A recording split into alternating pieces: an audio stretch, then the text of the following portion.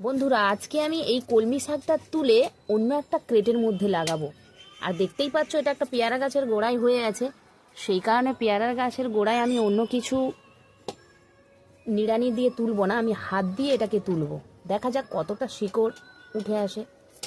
হচ্ছে না, বন্ধ কর। দেখুন এইমাত্র এক দুটো শিকড় আছে আর উঠে আছে। আর এই শাকটা দেখে কি মনে হচ্ছে, এটা কিন্তু মাঠের শাক, ছোট পাতা। আর এটাই আমি একটা ক্রেটের মধ্যে বসাবো। এখান থেকেও আরে ছেড়ে দেবো। এইটা কিন্তু আমি নিড়ানি দিয়ে তুলবো, কারণ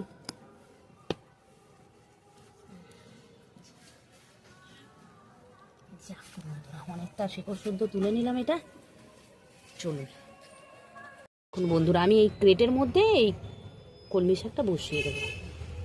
আর আমি এই পুরো ক্রেটটা মাঠের শাকে পুরোটাই ভর্তি করে দেবো। আপনারাও এইভাবে আপনার বাড়ির ছাদেও বসাতে পারেন। একটা কলমি শাকের গোড়া বসালে পুরো ছাদ আপনার ভর্তি হয়ে যেতে পারে। এই দেখুন।